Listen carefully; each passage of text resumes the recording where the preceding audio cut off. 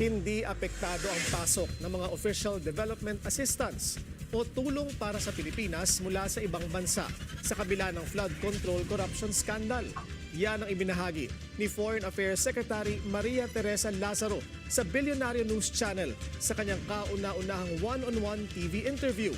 Ibinahagi rin ni Lazaro ang mga hakbang na ahensya kontra katiwalian, kabilang ang pagpapauwi ng ilang tauhan na iniimbestigahan at posibleng sampahan ng kaso.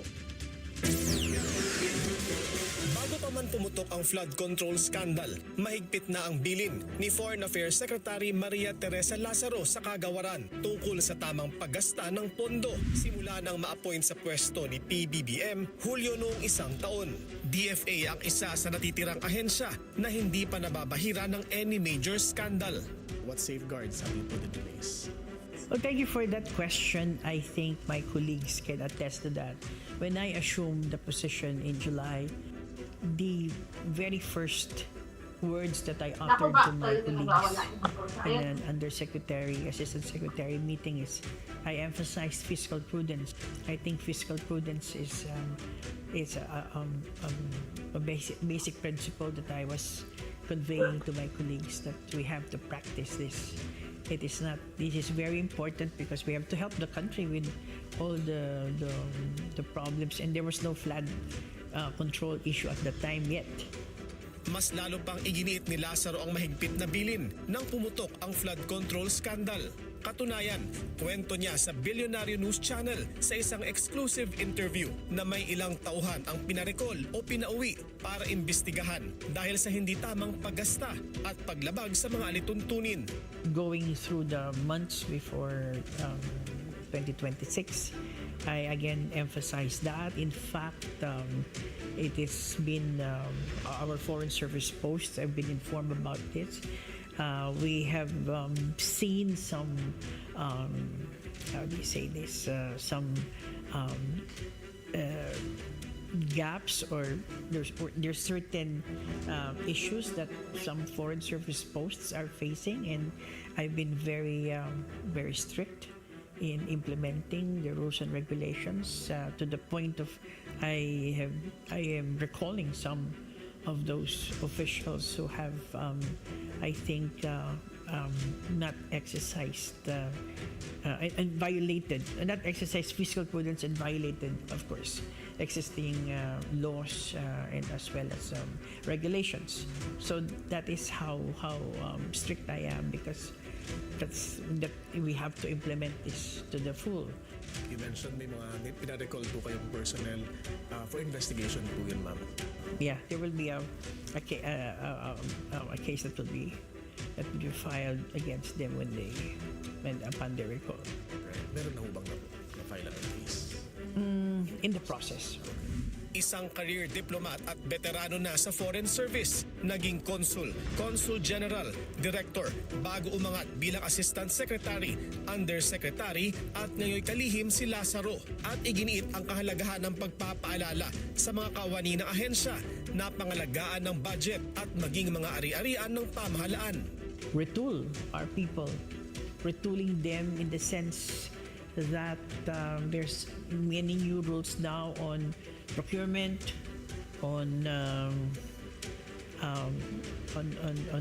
budget, as well as fiscal issues, as well as our administrative officers and property officers.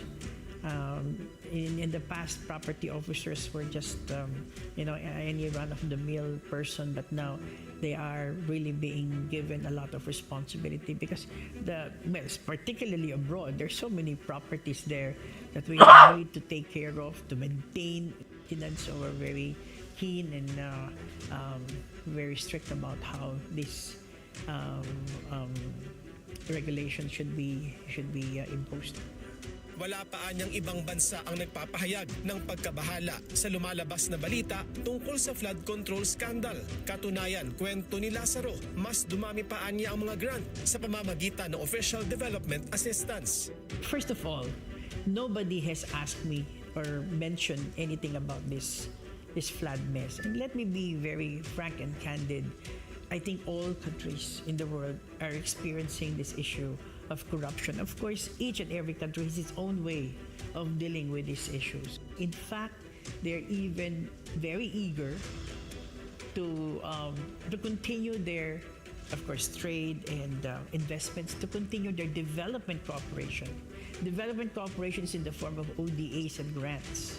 Kabilang dito ang mga mula sa Amerika, Japan at Australia na may kinalaman sa agriculture, health at infrastructure. Every month or so, I have to sign this exchange of notes for grants as well as overseas development aid. So for me, this is an indication that, you know, they still think that the Philippines is a very important partner. And I believe that the government has its own ways of dealing, and it's all there in the papers. We have the ombudsman, we have the judicial process, we have the investigation process. So that for me is it's the fact that it's moving, it's working. We continue with our relations, and countries do so, and that's why development cooperation continues. For me, that is the gauge. So wala nag-cancel ng any grant or None so far, not that I know of. In fact, dumadami pa nga eh, but I cannot itemize many of these things, including from some very important partners. That's the measure for the department. That's how I see it. Tungkol sa napabalitang cabinet revamp, ipinauubaya ni Lazaro ang kapalaran sa Pangulo. Well, just to state in principle that I think all cabinet members are doing their job in the cabinet, and with their respective agencies in government. I think we all know each other.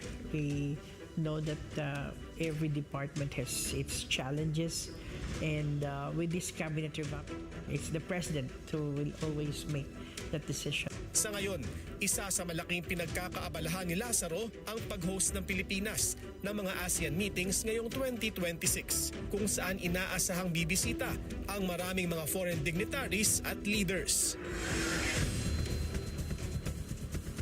Abangan ng part 2 ng exclusive one-on-one interview ni Secretary Lazaro sa Bilyonaryo News Channel, kung saan tinalakay namin ang paghahanda para sa ASEAN hosting ng Pilipinas at mga issue sa West Philippine Sea.